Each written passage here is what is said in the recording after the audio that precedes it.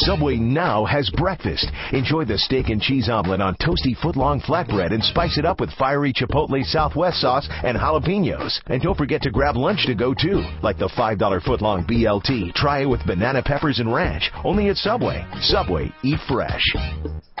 The BS Report is a free-flowing conversation that occasionally touches on mature subjects. First of all, this is the BS Report with Bill Simmons. It might be cool, I don't know. And if it's not, I don't care. The BS Report with Bill Simmons. Bill Simmons works for ESPN. He's also named the Sports Guy, and he writes a comical sports column. He must be a popular dude. The BS Report. It's got a real dirty sound, like a rusty steak knife cutting through a well-aged steak. Now. Here's Bill Simmons. Welcome to the BS Report. Not a sunny day in Southern California today, and I'm so depressed that we're going to take two podcasts today. And the one you're listening to right now is going to have our old friend from NFL.com and the NFL Network. Here he is, Mike Lombardi, at the Subway Fresh Tech Hotline. What's happening? Hi, Bill. Is this still the year of Lombardi, or was that last year? I can't keep track. Is it just the decade of Lombardi now? I hope it turns out to be the decade of Lombardi. I sure do. But it's been fun. I mean, it's been great working for NFL Network, and .com has been good. So I'm enjoying it. Since the last time we talked to you moved jobs. You moved full-time now for NFL.com, NFL Network, correct? Yeah, it was. And I still do Showtime Inside the NFL, which will be great on Wednesdays with Chris and Phil Sims and James Brown and Warren Sapp. So that'll also be a great opportunity. So I'm looking forward to that show as well. That's a great show right in the middle of the week, and it's a good time to be around those guys. Weird season coming up here for the NFL, and here's my theory. Tell me if you agree. I think that the first 6.5 months of sports was about as action-packed as we've ever had in a sports year, between the Winter Olympics, the World Cup, March Madness was great, NBA Finals, then you had LeBron's decision, that swallowed up 2 weeks, and all of a sudden here's football, and it's the end of July, and it almost, I know I'm feeling it, and I'm getting it from the emails, and I'm not getting a lot of football emails yet. Not talking about it with my friends yet. It feels like the season's almost sneaking up on us here.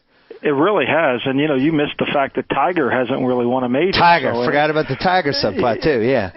Tiger's in this whole thing, too. So, football is there always seems to be a dead period between the time when, the NBA Finals and the NFL season starts, and then the World Cup kind of filled that, and the golf's been good. So I think NFL is coming back at the right time. I think now it's an exciting part. And, these preseason games aren't always exciting, but it's interesting to see how the teams, what they put together, what it looks like on the field. Because normally you have the draft, and then you got July 4th weekend, and people try to talk themselves into watching a couple Wimbledon matches. They don't totally take. I have never even tried to talk myself into that. And then, in the past we had home run derby and stuff like that, but nobody cares about home run derby anymore because nobody's on steroids. So by about maybe July 8th, July 9th, everybody was fired up. Oh, football. Who's holding out? Like the Chris Johnson holdout would have just dominated everybody for, Brady, is he mad?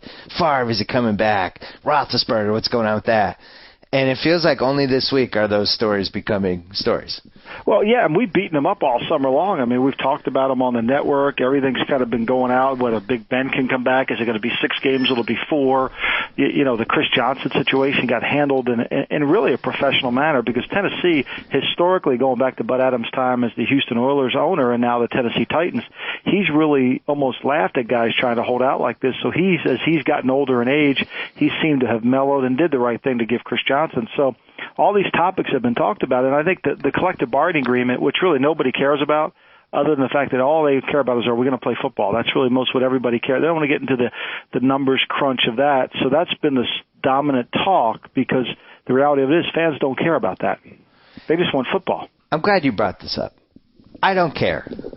Especially cares. Now, I don't. It's a year away, and I think the big difference between this lockout, strike, whatever is going to happen, and the other ones we've had is that both sides now are so PR savvy. And I know I've gotten approach from both sides. Hey, I'd love to take you to lunch and talk to you about some of the issues. And, they're doing that with anybody who's in the mainstream. Right. And I just don't care. You know what? Let me enjoy this football season. And if you guys can't figure out how to split up $100 kajillion because both of you are so greedy, then what do you want me to do? I'm not going to write columns about this. You guys are idiots. There's too much money at stake. There should not be a strike. We should not lose one game. Jim Nantz told me back in 1997, I had a piece, so I was going to go on NFL on CBS about Bill Polian leaving the Charlotte Panthers and possibly going somewhere else, and Matt Millen going to Detroit. This is the year before he even went to Detroit. Yeah. And Nantz looks at me and says, you know, Michael, these are stories that are important to you, but really the woman sitting in Des Moines watching this show, she could care less about that. She cares about who the starting quarterback for her team is and who's the head coach. Right. And really, just that he's right, and that's what people care about. They want to know how is my team going to do, and people root for the uniforms. They don't root for the fine print and how much either side are making. So basically, it's a non-story to the fans. And you know, if you just look at this stuff objectively, which I'm trying to do, and that's why I don't want to have lunch with people who, you know, are obviously going to push an agenda either way. The only thing that's really stupid to me about the NFL is the rookie draft scale and how that's set up. That's the one indefensible thing that I don't know whether you blame the players for that or you blame the teams, but these guys, you know, that somebody can come in and be guaranteed $45 million like Sam Bradford's trying to get, or even 20 or 15, and then when somebody turns 28, 29, they have not as great of a chance of getting that guaranteed money. That just makes no sense to me. I mean, it worked for Jamarcus. I mean, he's pretty happy with it. $32 million, a few Bentleys, and he doesn't have to do much. Look, this whole system, you know, from the 15th pick back, the 16th pick to the end of the draft, make as much money as the first 15 players do. So the rookie. So what's happened is there's a mischaracterization of the rookie pool. The rookie pool is really a good system. Second round picks are great value, 4-year contracts at modest numbers, and not a lot of guarantee. The problem has been these escalator clauses and these one-time bonuses, and really take your hat off to the agents because they were able to work it into the contracts. It wasn't the intent of the rookie pool when it was set up. So, you know, it's not the union's fault that this happened. It was the club's fault for allowing it to happen. So, but I agree that something has to be done because clubs can't police themselves. Clubs can't discipline themselves. I mean, Red McCombs tried to do it with Bryant McKinney. The kid held out all the way through October. He almost got chastised through the streets of Minnesota. He had to buckle a little bit. He tried to take on the system. It didn't work. So you're right. I mean, the first 15 can't make that. Jamarcus Russell doesn't deserve to have $31 million of money in his pocket when he really hasn't done anything, nor does he care about doing anything.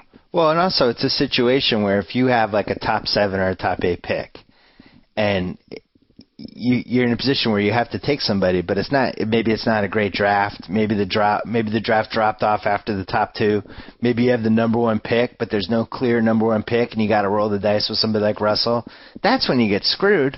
And it seems like the smart teams are the ones that have been either trying to move back and gain picks or move into that, you know, the range that you talked about, the 15 to 35 range, where, you know, you have not as great of a chance as getting a blue chipper, but a pretty good chance. And if you get him and you get the pick and you nail it, you have this guy for 4 years at the cheapest price possible. So that just has to be fixed.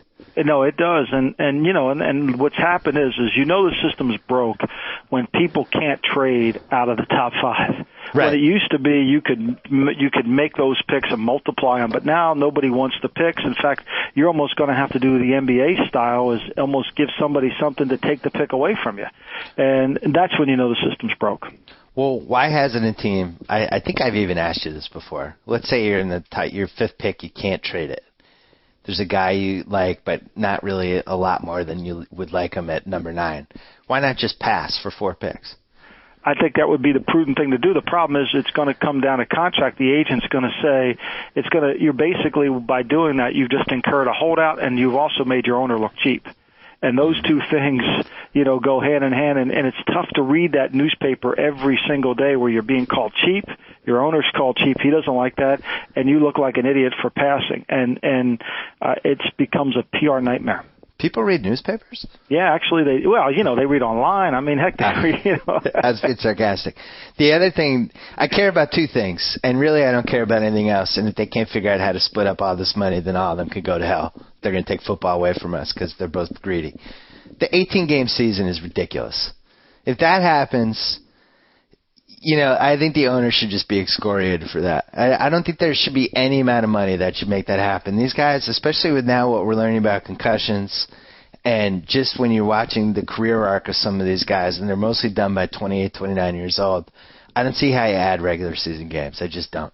I think if you were on the field to watch an NFL game from the sideline, not from the stands, but literally, right there, you would realize the violence in the game. I mean, it's obvious on television, but it's even more prevalent when you stand on the sideline, and you'd realize that 18 games is not a good idea. I mean, it's worse than not a good idea. It's an absolutely moronic, idiotic idea. You can't talk about fixing the concussion issue and then talking about 18 games. It just doesn't go. They don't work hand in hand together. So how about this? Why not go to 15 games or 14 games, but just have more bye weeks? Give guys more time to recover. Go an 18 or 19 week season, but every team gets, or go 18 weeks, and then every team 15 game season, every team gets 3 byes. What would be wrong with that?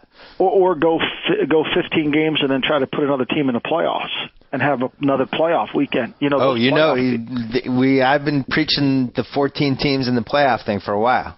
Just give the number one seeds. The number one seeds get the first week off. Everyone else has to play. Yeah, I mean, if you want to create more games, more interesting games. See, the concept of 18 games is wonderful. It's like time of possession in football. Everybody talks about time of possession. It doesn't matter how long you have the ball. It matters what you do with it. 18 games isn't a good idea if they're not 18, if the games aren't good. If the Colts are going to give up the last 2 weeks of the season, do you really want them playing 18 games? I mean, I would think you'd want to cut a game. Yeah, well, obviously, that's what makes it interesting is when the games mean something.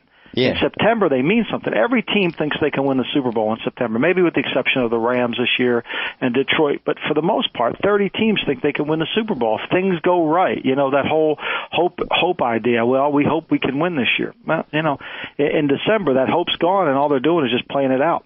15 weeks, 3 bye weeks. And you know what? If we have a week where there's 8 games, that's fine. Just make sure there's a good game early and a good game late. That's all we care about.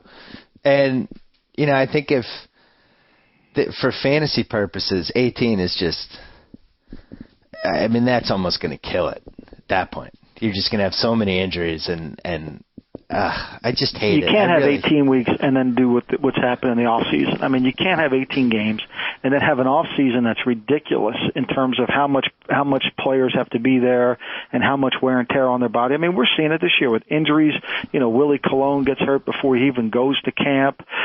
Dominic Hickson at the Giants gets hurt before. These are injuries that are kind of from wear and tear, not necessarily from the physicality of the game. And then also the coaches. To make those guys have to prepare for 18 games a season, are we not burning out coaches fast enough? Do we need to give more of these guys severe emotional issues?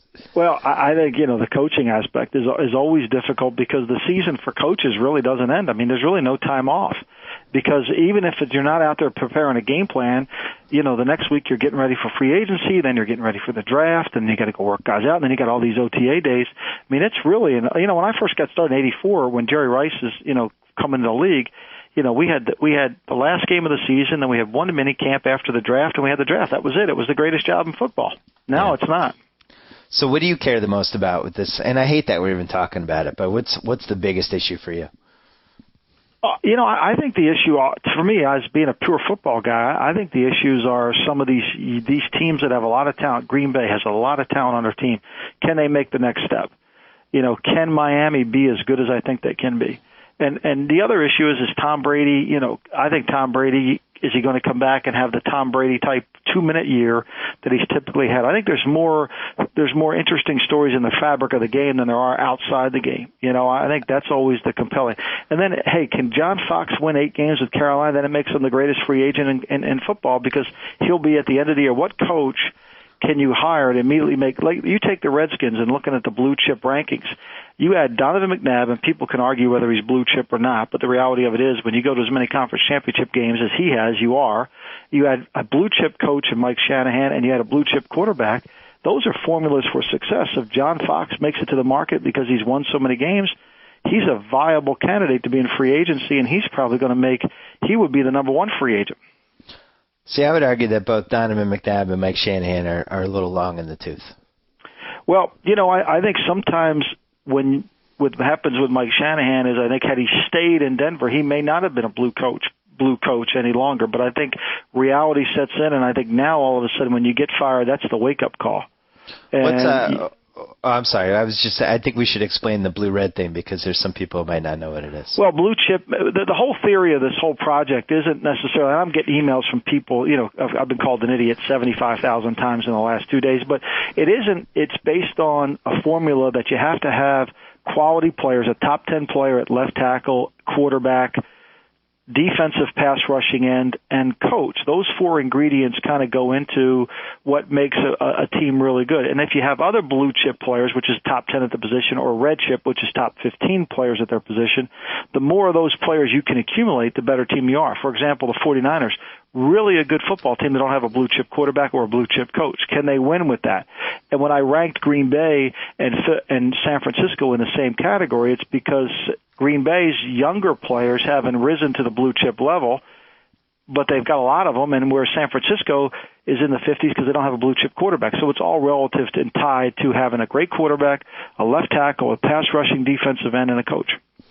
This is something that we started talking about. When was it? 2 years ago? It's your idea. No, but I think it's a joint idea. But when was it? 2 years ago or a year and a half ago? Year and a half ago.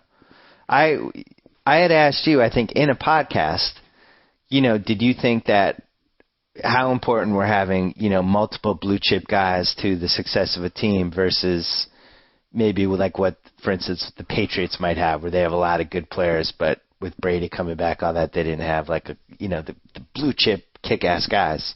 Now, what's interesting about, you developed this whole system for the blue chips and ranking them by position. So quarterbacks, if you have a blue chip quarterback, that's 12.5 points. But a blue chip running back is 7.5 points because the running backs are much easier to find. Right. Offensive tackles 10, receivers 7.5, tight end 7.5, center 7.5, and then for defense, defensive ends you rank the highest with 10, outside linebackers 10, safeties everyone else 7.5. So the theory was, it's a 53-man roster. Sometimes there's so much to look at. Are they good here? Are they bad here? Maybe the team that just have the best blue chip guys, maybe that's the biggest advantage you have. Now, it's interesting to me, you did the rankings for this year, and the New Orleans Saints, number one, 77.5 points. So does that validate our theory? I think it does. And, they have a blue chip coach, which I think you can't mistake the fact that Peyton changed. He became tougher-minded. He changed who he was. They no longer tried to throw it on every third one. They ran it. I mean, he calls a great game. He's one of the great play callers. Adding Greg Williams was a great decision by the head coach. They have a great quarterback. Their offensive line played brilliantly down the stretch. I didn't add Will Smith in the write-up. He should at least have been a red. I probably made a mistake with him. Their number could even be higher. Yep. So I think the Saints are really a good football team, and I think it proved they have players at the right positions. And that's what matters most. I mean, you can be a good team like San Francisco, and you have to win 2 games down the stretch to go 8-8. Saints because you don't have a quarterback. Saints 77.5. Steelers next at 74.5, which I'm not surprised by. I thought they underachieved last year, and I think the Super Bowl hangover. There's no question, and it seems like now that we've learned a little bit more about Roethlisberger, maybe there's some issues there too behind the scenes. Ravens third, 72. The Pats at 71.5, number 4. I was surprised to see that, especially because you didn't count Welker as even a red chip because you're not sure if he comes back. And then rounding out the top 5, the Jets at 70. I got to say, I thought the Jets were going to be higher. Well, the Jets have a lot of, Braylon Edwards is you can argue he drops too many passes. He's a talented player, but he couldn't crack in too many receivers. Didn't crack in there. I gave 2 offensive linemen. Their defensive line is good. Their safeties, Jim Leonard isn't a blue chip or a red chip, but he's a really good player. And so, and then Sean Green probably should have been a blue chip or a red chip. He just didn't play enough. I think he was on the cusp, and they could be higher. This is a really talented team, and I compared them to, I called them Kentucky in my other write-up when I ranked the teams by order. I thought I had a chance. I gave the Jets a red chip team because I felt like they're a little bit like a John Calipari team in the sense that they're really talented, have a lot of great players. They're probably only going to be there for 1 year, and can they gel as a team to win the whole tournament? I typically never pick Kentucky or Memphis to win the whole thing because they always seem like they play like a bunch of strangers down the stretch. So I thought the Jets were very much like a Kentucky-Memphis type team. Really good, got a lot of young players, got a lot of talent, but are they really going to be a team? You only had 6 head coaches that you gave points to. Yeah, and let me give you the background on that. When I was at the Raiders, I went to Cal, well, obviously a lot smarter than I went to a Cal professor on statistics, and I tried to rank coaches from 1 to 32, and the statistics professor said you can't do that really in an equal value system because, you know, there's such a finite line between 6 and 7, so you cluster players, you cluster them in groups of 6. And that tells you, you know, if you're a top 6 head coach, you get this much value, and that's how I came up with just 6. Bill Belichick, Jeff Fisher, Sean Payton, Mike Tomlin. I agree with those 4. Shanahan and John Fox. Explain John Fox to me. I think John Fox is a tremendous coach, considering that he's tried to win without a quarterback and taken a team to the Super Bowl without a quarterback. Hold on, though. Delhomme was really good. He did heat up in that playoffs. You got to at least... Yeah, and then they were a really good team. I think he's able to play with a lot of different pieces on his football team, and they have a sense of toughness. He doesn't mismanage the game. He's very good at handling the game. I mean, the final 2 were tough. Coughlin is a really good game manager. I thought his team underachieved a little bit last year, and I think he would admit that his players, you don't have Osi Umenora on the list, Justin Tuck's not on the list. I think a lot of players on the Giants underachieved. Now, I'm not saying that's Tom's fault, but I think there was a lot of problems within the Giants' structure last year. I just think Fox is a guy who does a great job, knows how to manage the game and set up his team to take away the opponent and handle it. I think he's really a good coach. And Shanahan, you and I argue about Shanahan. I just think he might be a little washed up. Well, I think we're going to know next year. I think if he is invigorated to be the coach that he was 5 years ago, I think he's got a lot to prove. He doesn't want to end up like, God rest his soul, Hank Stram, who won in Kansas City and then goes to New Orleans and couldn't win. I think the challenge is for Mike, can he win without John Elway, and is he going to be able to do the things he has to do to win? And I think he will. The John Elway, Terrell Davis combo. You know what's funny about that? For some reason, don't ask me why, but it's the summer, and this is when you do things like this. I was looking at John Elway's career stats, and I think as time has gone by, there's been something of a misnomer that took hold that he didn't win a Super Bowl until Terrell Davis showed up and they went run, and he was his later stage of his career. He became a game manager. His stats were awesome those 2 Super Bowl years. It wasn't.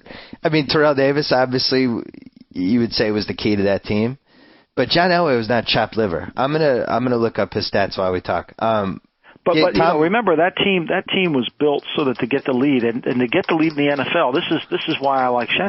He understood the importance of getting the lead, so they threw the ball.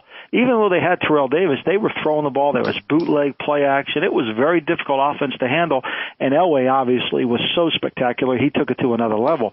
But remember, this was a team going for the undefeated season, and they stubbed their toe back in New York that year. But they were really good, and he was really good, Elway.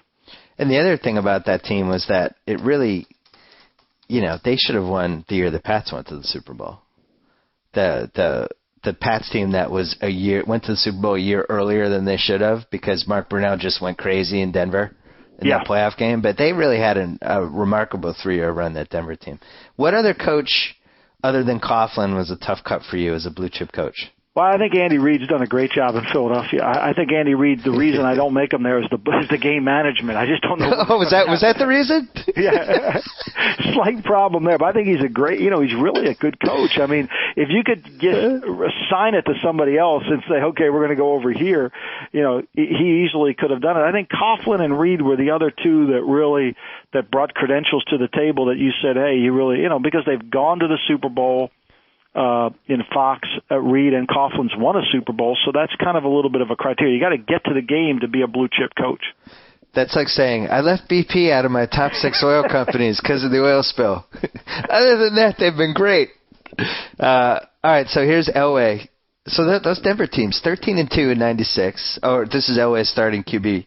So he was 13-2, 12-4, and 10-2. He got hurt in 98, but so his stats were 26 TDs and 14 interceptions in 96, 27-11 97, 22-10 in 98, threw for 3,300, 3,600, 2,800 yards, a little less time that last year. QB rating 89, 87, 93. Pretty good for a guy. Let's see, it was late 30s. Yeah, and it's amazing. Pretty amazing. Those years are sensational, and they're less than 4,000 yards. And last year in the NFL, we had 10 quarterbacks throw for 4,000 yards. Different game. That's the point. It's a completely different. And he's doing this when it wasn't quite as an explosive game as it is today. And then retired. That was it for John Elway. Yeah, and didn't contemplate coming back either. Yeah, I mean, you look at those stats and you think, man, that guy, as opposed to Marino, who I think held on. 2 years long? 2 years too long? Maybe 3? Yeah. All right, back to the blue chip thing. So there's some volatility in that blue chip thing, and this kind of segues into it. Brett Favre doesn't show up. Minnesota goes down 12.5. And then all of a sudden there's San Diego has a lot of volatility in their number because if those players don't show up, the Vincent Jacksons, the Marcus McNeils, and I gave Merriman the benefit of the doubt, but I really was reluctant on giving him the red grade, which gave him 7 points as a pass rusher. Yeah. So you're looking at a lot of value in the San Diego number that could go down, and that's why when fans yell about their team being so low, Green Bay, I think Green Bay is really a talented team, and I have them as a blue chip team in my other poll because I think they're really good. But Green Bay doesn't have enough of those younger guys have taken that step to where you say, geez, this guy belongs in there. Ryan Grant, to me, isn't a red chip running back. I think Ryan Grant's a good running back. I think Green Bay would like to get even a better back than him. Sounds like you're a little tormented by the feedback. No. I just try to explain it. That's all. Look, hey, I worked for Al Davis. If you get tormented by feedback, my first 5 years working for Al Davis, I would be on the phone. He never says goodbye to you on the telephone. So you would be having a conversation, and I couldn't hear the click. I would stay on 15 extra minutes. I didn't have his dead silence. Well, you probably thought he was dead, right? even later, when I realized what was going on, it would be like we would always be on a cell phone with them. Mr. Davis, you there? Oh, yeah, I'm here. God damn it, I'm here. Well, I had a couple issues. All right. Obviously, I'm going to have a couple issues. That's what we knew this. You left Favre off completely. No, I put Favre in the count. Oh, I'm sorry. All right. Well, that's not. Wow. Oh, I have a separate issue to your issue. So you put him as a blue chipper. I was wondering why he wasn't a red chipper. You put him as a blue chipper. I think he had a sensational year. I think he was he was incredible. Yeah, but now you got another year. He's older. He's more banged up. I mean, after that Saints game, do you really feel like he's a blue chip quarterback? Well, and here's the reason why I made the decision this way, because I didn't think he could come back and have a blue chip year last year, and he proved me wrong. And so I'm not going to be proven wrong twice. So I went ahead and gave him the benefit of the doubt because last year, without training camp, without training, without doing anything, going into the Brad Childress offense, I said, this has got disaster written all over it, and I was completely wrong. So, but you don't think with all the toys that he had, and also the biggest factor with quarterbacks, and nobody ever freaking mentions, especially with Tom Brady, which always bothers me, but I'm a Pats fan, I'm a homer, I'll fully admit it. Playing indoors at least 8 times, and then 8 times a year, plus you looked at the schedule that he had. I think he had one cold weather game for Favre. Yeah. How many quarterbacks are going to succeed with all the toys that he had playing in a dome? Probably more than just the 10 that you have. And with a really good with a good offensive line. I mean, let's face it, their line is very good, and they know. Like you're telling me, Eli Manning wouldn't have had as good of a year as Brett Favre did in Minnesota. I feel like he would have. I think Eli Manning, that's an interesting subject. Will Eli Manning he's a better quarterback on the road. It's proven by the stats. It'll be interesting to see the wind in the stadium over at Giant Stadium, how he handles that, because the wind in the old stadium really bothered him. I agree with your point. I mean, Eli could have done that with that line and with those receivers. They have a very talented team in Minnesota. I think Brett was able to overcome the offense because, remember, a lot of the conflict that was going on last year was between Brett and Brad. Brad wanted to pull back the reins of the offense, and Brett was able to let it go and push it forward, and I think that helped Minnesota as well. Because, like, for instance, you have Matt Schaub on here, who I think is a red chipper. I don't think he's a blue chipper, and he gets to play 8 games. That's a dome, right? Please tell me that's a dome. I've been in that dome. That's a dome. They can cover it if they like. Yeah, but they mostly do, though. I don't know. Matt Don't you have to factor in last 4 minutes of a game for some of this stuff? He's probably the worst crunch time quarterback out of these 12 guys. Well, but he's always been able to. I mean, it hasn't always been his fault that the the defense hasn't really been able to hold. And the other thing about Matt Schaub is he doesn't really play with a lead as much. I mean, he's not a guy that gets the lead and then the defense kind of holds back. I don't know. I think he played to a blue level last year. He really did. Fantasy-wise, but not as a guy winning games, though. Well, I agree. He's a top 10 fantasy quarterback. And look, is there one offensive lineman on that list from Houston? No, that's true. And also his total disarray running back. Yeah. He didn't have a running back. I mean, he really, last year was the one time, and he stayed healthy for 16 games. So he stayed healthy. His team won 9 games. He was able to do the things so I gave him the benefit of the doubt. I mean, typically he is a red, but I think last year his level reached to blue. Roethlisberger is on this list. I know, and people are complaining. I don't think that one was close to me. I'm actually on your side on this one. I don't even think it's close. I don't even know how people could contemplate he's not. I mean, if you put behind that offensive line, which doesn't block anybody, I mean, the Steelers would be better off making a deal with their opponent to count to 5 Mississippi before they rushed because they don't block anybody. This guy stands back there, and he's like Muhammad Ali with his one arm out holding off defenders, and he's throwing it up the field. I mean, there's a lot of things not to like about Big Ben. One of being he doesn't take the game seriously, he does preparation, all those things, but his talent and his skill level, I don't think it can be argued that he's a blue quarterback. I'd also argue his off-field conduct might be one of the things. Well, yeah, and and I think, and his off-field conduct, Bill, is exactly the problem that affected his team last year in Cleveland. When they lose to a bad Cleveland team, they have no business losing. He doesn't do a couple checks. He doesn't do a couple things that he should have done. He kind of was carefree about the team. He was carefree. His teammates, to borrow one of Larry Brown's old saying, his teammates, they were all like strangers in the locker room. Yeah. And that's really the root of the problem in Pittsburgh. And this problem off the field was the same problem in the Pittsburgh. That you can't have two personalities in life in the NFL, and I think it transposed itself on the field. I got a great email about him that for the mailbag. I had so many good questions that there was a lot of good ones in the cutting room floor, but one of them was asking if he was the real-life Kenny Powers from Eastbound and Down, like if that's how his career was going to end. He'd go back, the question was something like, if anybody was going to emulate Kenny Powers, wouldn't it be Ben Roethlisberger? And the answer is obviously yes, absolutely. I could totally see him like going back to some small town. Anyway, for running backs, you had Josh Cribbs on the list. Now, shouldn't we have a special teams? Yeah, category I probably here. should have put him in a category, but I didn't know where else to put him. I couldn't put him at receiver. My list was getting too long at receiver, so I schlepped him at running back. Really, he's a blue chip player. I don't know if he has a position. So you just wanted to get him on the list. But if we had special teams blue chippers, how many would we have? I don't know if we could have that many that impact the game like he does. I mean, he impacts the game, plus he impacts the offense. I mean, as a complete player, I could have put that. That's probably if I would have done that. Maybe I would have put Percy Harvin as a red chip over there, and I probably could have opened up some more players, and probably could have added that next year to as a category. But I had to put Cribbs on the list. I mean, Cribbs is the best player on Cleveland's team, and he's really deserves to be a blue chip player. So who's like the best wedge buster or whatever? Like who made the Pro Bowl for that last year? I don't remember. Oh, well, there's a bunch of guys that cover kicks for different teams. There's nobody that stands out, though? Oh, there's always guys that the gunners typically are the guys that stand out, that make the plays and go down there and make a zillion tackles. But, sometimes they don't always impact the whole game, so I just kind of ignored special teams and didn't go through the special teams tackles as much. I thought really that Cribbs deserved that. I didn't think that was close either.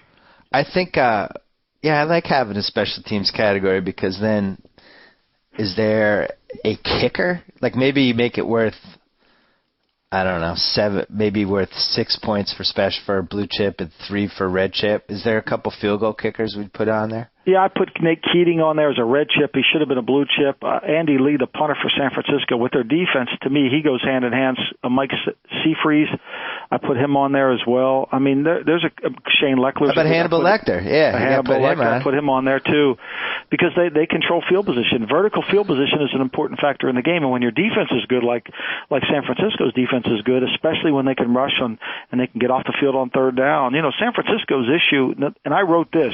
Imagine if San Francisco trades for Donovan McNabb, what kind of team would they be? And should have, by the way. They had the picks. And should have. Yeah. And should have. I am not the most gigantic Donovan McNabb fan, but at some point, I think it's a little bit similar to what happened last year with Minnesota, where they upgraded from Tavares to Favre, where even if you're upgrading to no lower than a B-, it's still a gigantic upgrade from your D+ or your C- or whatever. Yeah, I mean, it really helps the GPA. And, you know, we all need help. We all needed help with our GPA. Maybe not you as much, but I know I did. Oh, no, I needed help. I don't know. You've heard false information. Yeah, I would think maybe, you know, because I don't think you're going to have this fully mastered for like another year. I think you're almost like a mad scientist with this whole process. Eventually, it's all going to fall into place. The special teams you might have to add. I also think, personally, there should be negative points for bad coaches. Well, I think there's something to that. I mean, could you imagine, and I hate to pick on them, and we already podcast. Oh, let's pick on them, please. Could you imagine if Minnesota had a blue-chip coach? I mean, could you imagine if Belichick decided to start working at Eden Prairie tomorrow morning? Right. I mean, Brad Childress should be a -3. Let's be honest. You lose points with Brad Childress. I mean, there's a few more. I mean, Raheem Morris is certainly Yes. just his lack of experience alone should cost him 3 points. Yep. I mean, some of the decisions, I mean, when you fire your offensive and defensive coordinator before the season ends, that tells me you aren't qualified for the job. Oh, you just reminded me of something.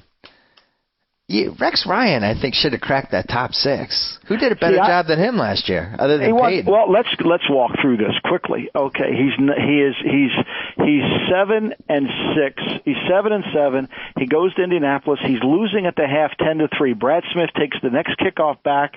He's losing 9-3. Brad Smith takes the kickoff back. He goes to 10-9. Peyton says, "Not so fast. I'm coming back on the field. I'll make it 16-9." He puts the ball cap on, and then for the next basically, let's say 6 quarters, he plays against teams that don't even try. I mean, Cincinnati didn't try in the last game. Now he's at 9-7. So how do you give him a blue chip coach? Now he's a blue chip defense coordinator. Don't get me wrong. Blue chip defense coordinator. I just couldn't make him a blue. He won 9 games, and he shouldn't have. He shouldn't have written a book. He should have done a lot of things this offseason. He's running a clinic on what not to do after you win 9 games. Those are all very fair points, Mike Lombardi. My only counter would be that I loved the way they played in the playoffs. I thought was a tribute to him, and they really put themselves in position to beat a much better Colts team. And it came down to the fact that Peyton Manning just figured out what they were doing and decided to just kick their ass. But they were in position to win that game. I'd have a hard time giving a blue chip to a coach who didn't even know his playoff hopes were alive. And then there was a lot of times, I mean, you and I talked about this during the season. I mean, Rex went home at night with 3 timeouts in his pocket. Another solid point. You know, so that was hard for me to say, you know, I think he's got potential to be one. There's no question. But I didn't think he was one this year. For the running backs, you take away Cribbs, who's basically a special teams guy, and you only had 8. Yeah. Which I thought, that seemed low, but then I couldn't think of anybody that should have made it. You know, some Packer fans said Ryan Grant. I didn't think he was a top 50. Ryan, and I don't think, and here's another point that should be made. I probably should have written this more clearly, but if there's not 15 guys, I'm just not going to give out 15 points because it just skews the balance of if everybody's, you know, agreeing, let's say the next level down, then why should it's not the next guy in line. That's not how this thing works. Good for you. I'm with you on that. You can't force, you can't do numbers. The number is the number. Exactly. You can't add the number. Biggest shockers. And by the way, I'm not saying they didn't belong. Just like looking at the list, thinking like, hey, there's Miles Austin as a blue chip wide receiver. That guy was not drafted in my fantasy league. What a turnaround for him. Amazing. Michael Oher kind of hurt. Yeah, Michael Oher. The Patriots could have had him. Yeah, they could have had him, and he played right tackle and left tackle. Very few rookies can do both, and he did them really well. You had him as a top. So you had 10 blue chippers for offensive tackle, and he was one of the 10. Yeah, he was. Just going down, because I can't remember for all these guys, trying to figure out how many of these were top 10 picks. All the Blues were left tackles. Let's go. Or wasn't a top 10 pick. He was like number 23. How about Bushrod? Bushrod was drafted. No, he was a mid-round pick. Ryan Clady? Clady was the 9th pick or somewhere in the middle, yeah. Ferguson was top 10, right? Ferguson was. Jordan Gross? He was in the 20s, 15, somewhere in there. He was a mid-round pick. Jake Long was like 1, 2, or 3. I can't remember. He was 1. Marcus McNeil? He was a later one in the 20s. Donald Penn? Donald Penn was a free agent. I mean, he's really a good player. Donald Penn is one of the better players in the league. When his weight's even lower, he's physical. I mean, if you needed a left tackle, and if Tampa really is in a liquidation sale and they want to get rid of the high-priced players, if I was a team, I'd go after him. If I was San Diego, I'd really go after him and tell Marcus McNeil, look, we can't do anything. And then Michael Ruse, he was not a top 10 pick. Michael Ruse was a second-round pick. And Joe Thomas was a top 5 pick. He was the second pick. Actually, Phil Savage was deciding between Joe Thomas, and if Jamarcus Russell would have been there, they would have picked Jamarcus over Joe Thomas. Joe Thomas once again proved the Bill Simmons theory of, if you know somebody's the best guy, just take the best guy. Yeah. How about that idea? I like that. Yeah, just all of them are left tackles, and all of them make a difference in the game. But what's interesting is that they were found at various points of the draft. There's no rhyme or reason to it. Yeah, it's very difficult to. You can't really say, people say we got to pick offensive linemen early. No, I think you got to pick a multi. I mean, look at the Saints' offensive line. When you look at it, I mean, Carl Nix was a mid-round pick as well, and he's a blue-chip player. So they have a lot of different players on there that were good, that were mid-round players. And with the wide receivers, now you have 11 blue chippers, and I think the only ones who were high picks were Fitzgerald, Andre Johnson, and Calvin Johnson. Yeah, and I went back and forth. Right? I went back and forth on Calvin Johnson, and I think that proves the point. To me, if you need a receiver, you know what you want, and you can find them in the mid-rounds. You can find them in the second round. I mean, Greg Jennings is a great second round. You can find them. Donald Driver didn't make the list, but clearly a fifth-round pick. A lot of good receivers you can find later in the draft. I mean, Miles Austin is a college free agent, and he does it. So I think what people always want you to draft, that's why, to me, in the first round, you have to draft what you can't find. You can find receivers. Now, if you have an opportunity to pick a Des Bryant or somebody slips like that who could be a really difference maker, go ahead and do it. But if he's not going to be a difference maker, then I think it's tough. I mean, Steve Smith is a third-round pick. Greg Jennings, another guy the Pats could have had. I think they traded out of that pick, too. That would be a good column of picks they traded out of and guys that became maybe I should write the team the Pats should have had they stayed. Yeah, if but you they wouldn't have been able to afford them. They're all so good. The one guy, the Calvin Johnson, here would be my argument. I agree that he has blue chip talent. At some point, though, guys just seem like they're more prone to getting hurt or being banged up all the time. And I would say him and Anquan Boldin are two guys that, when they're playing and they're healthy, it's fantastic. It's the greatest. But at some point, don't we have to draw something from the pattern of these guys not being healthy? Yeah, I think Calvin Johnson to me was the hardest guy because there's no question he's a blue chip talent.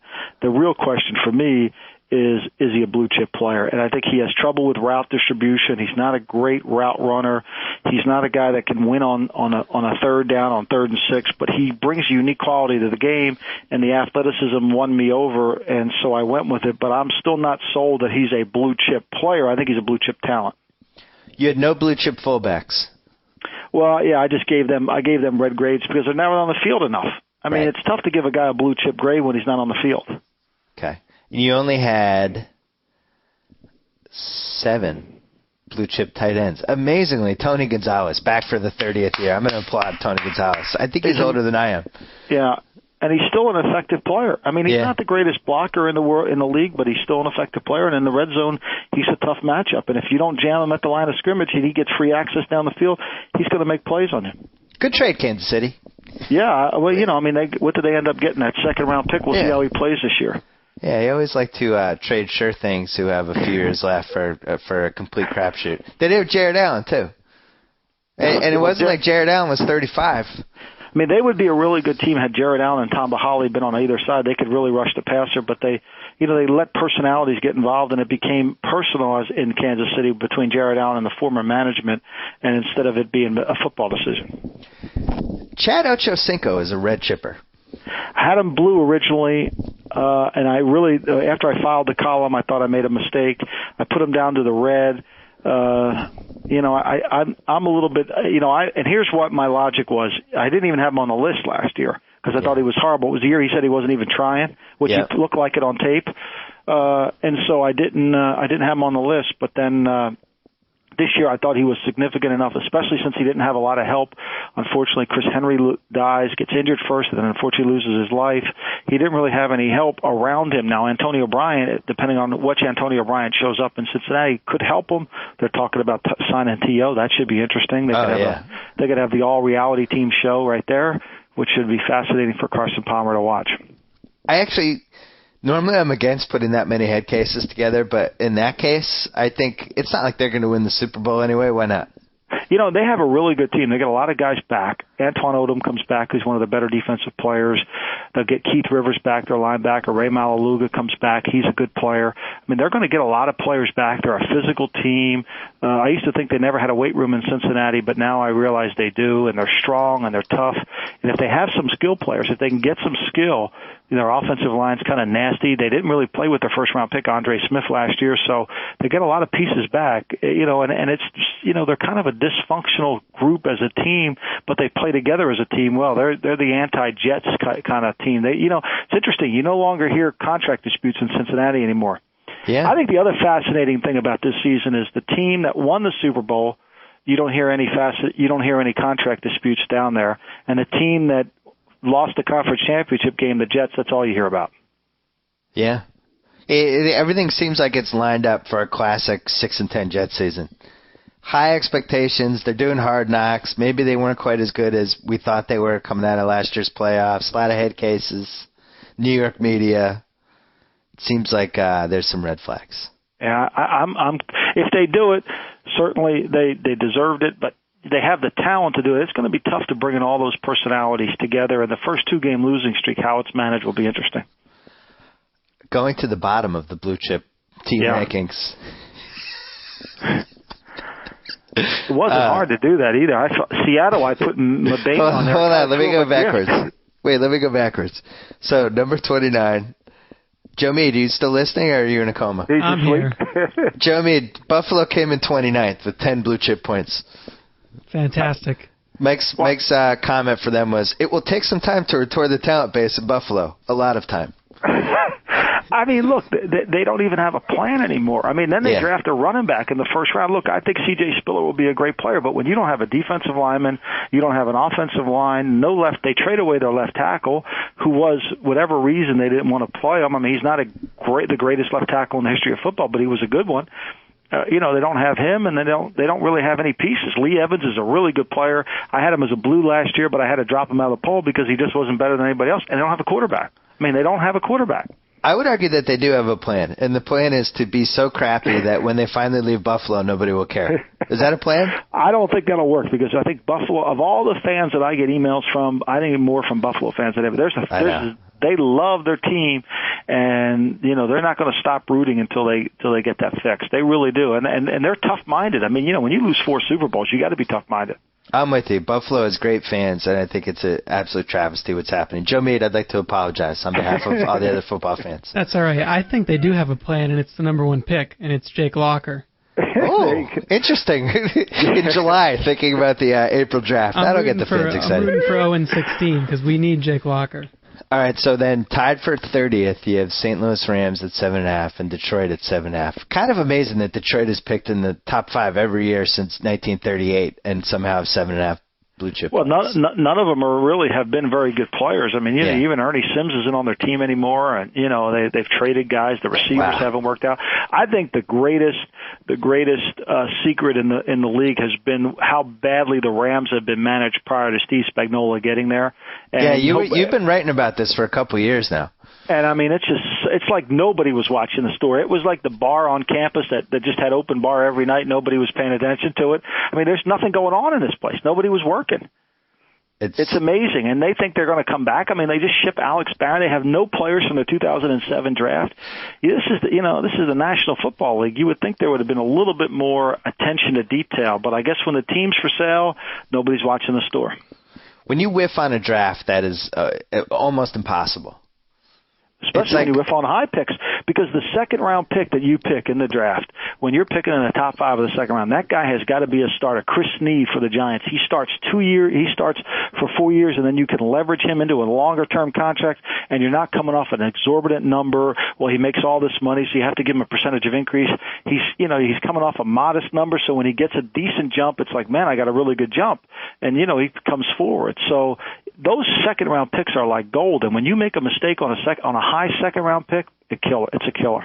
The last team in the list, number 32, the Seattle Seahawks with 5 points. I was actually very surprised to see them running last, and then I tried to think of good guys on their team and couldn't come up with anyone. You can't come up with anybody. I mean, Trufant, maybe I could have made him a corner, but he didn't play as well last year. Certainly, maybe he was. Tutufu has been hurt, so he only played 2 games last year, so you couldn't give him one. Aaron Curry's going to play a new position, and couldn't give him one. Matt Hasselbeck typically is one, but he's not durable, so I couldn't give him one. Julius Jones, I'm not going to give him one. They've been collecting wide receivers up there forever, and they don't have a blue chip receiver, so I think that's about what I think that's right. I think Trufant was the only guy I was on the fence with, and I just really couldn't come in with it. And I think Pete Carroll will get that team turned around, and I think they'll be much better this year, and I think next year they'll be in the 50s. Well, the problem with Pete is that everyone in the NFL pays players, so he no longer has that advantage. I don't know how he's going to – what's plan B for him now? Well, I think I really think Pete has learned from his mistakes. I think if you read his book, it's interesting. It's fascinating in the sense that he was being self-critical of who he was when he left the Patriots, and he changed who he was. And I give somebody who's willing to do that, I give him a lot of credit. I do think, and listen, I was the same guy who called him Coach Fredo and had a lot of fun at his expense on a website that really nobody was reading, but it didn't matter. But it launched your career. We mean everybody was reading it. It helped. But, I look back at that time, and man, was that a no-win. To follow Parcells, who was really at that point, he wasn't quite at the peak of his powers anymore, but he was at the peak of the hold he had on the media, and he had a bunch of young players that really looked up to him, and he was kind of the dictator. And then just following him with Pete was just a recipe for disaster, and I think Pete had a lot of trouble kind of winning that same respect. I don't know if anybody could have followed Parcells in New England, because you remember, football meant nothing in the New England area before Parcells showed up. And we had, there were diehard fans like me and my dad and my buddy J-Bug, but for the most part, it was the fourth sport by far in New England, and Parcells was the first guy who really gave the franchise long-term credibility and made football mean something for more than just 1 year. And I don't, so maybe you're right. Is it possible Pete Carroll might be good in Seattle? I think he will be, and I think the one thing he learned from Seattle, and I think this is what Rex Ryan's challenge will be, is you've got to be able to take the players on. You've got to welcome confrontation. And if you just want to be the player's friend, which is what he tried to be up in New England after Parcells, always the antithesis of what you just replaced. The guy was a hard edge guy. I'll come in. I'll be the nicer guy. I'll be a player's coach. I'll try to relate to him. If you try to do that, it can really bite you. And I think that'll be interesting with Rex. With Pete, you mean? With Pete, but I think it'll be really interesting with Rex if he can really turn on the dime and be the guy who can challenge the players and not always be in their corner and be in the voice of reason. Right. He's gotten, he was able to do that as the defensive coordinator and a little bit last year as the head coach, but now he's got some other conflicts in that locker room that are just not going to go away by a pat in the back. But at the same time, and I think Rex and Pete have this in common, and you even saw it, Real Sports had I thought, a pretty interesting feature on Pete Carroll in the new episode of Real Sports, which everyone should watch just for the woman bodybuilding hooker part, which I just implore anybody listening to watch that. But the Pete, you could even see, he goes to a Mariners game, and there's a line of people waiting for tickets, and Pete pretends to cut the line. He's like, I'm just kidding, and he's walking through, and he's shaking hands, and he's almost like a politician. I think if you have a bad team, that's the best kind of coach to have. So maybe this is finally the right situation for him. Yeah, and he's a lot more confident than he was. When he was first there, he wasn't confident at all. I would say the one flip side for him succeeding is that the karma of fleeing the scene of the USC crime, the way he did, just fleeing the scene. Usually that doesn't work out in sports. Usually the karma gods come back and bite you when you do that. Well, it really will be fascinating because I think he's a more confident coach than when he first got to USC, and I think that confidence, you can feel it in when he talks to the team, and I think cutting Liddell White gave him a lot of credibility in his own locker room because he basically told Seattle, look, fellas, I don't care where you played college football. I don't care if I coached you or not. If you're not going to do what the program tells you we need to do, you're gone. And if you're a coach looking to make an impact fairly fast, you want to get into the NFC West. Yes. That's where you are. You're looking at the 8 divisions. You're like, ooh, look at this division. So I could go 9-7 and potentially make the playoffs. All right. Oh, good. No, and do it quickly. I mean, he could turn it around fairly quickly. And we've seen over and over again in football that even if it looks bleak, and even if you have 5 blue chip points, according to Mike Lombardi's rankings, in 2 years you could win the Super Bowl because that's how the NFL works now. That's how it works. You just never know. Last thing before I let you go. Yeah. The Pats, how should I be feeling? I think the Pats have a lot of talented young players. I think their offense will be a little bit better. I think the 2 tight ends they drafted will help them. I think the question I have is Maroney. I'm going to be up there Thursday, so I'll give you a full scouting report this Thursday from there. But I think the Pats will always be a little bit better. They had to get tougher, and I think that was their agenda this offseason. I think Brady will be much better this year. And there's got to be a receiver that comes through for him, whether it's Taylor Price or whether it's Torrey Holt. But there's got to be an other receiver that comes through for him that runs those routes on 3rd and 5 that can win. So I'm looking at the Super Bowl odds right now on sportsbook.com just because that was the only URL I remember. Arizona is 75-1.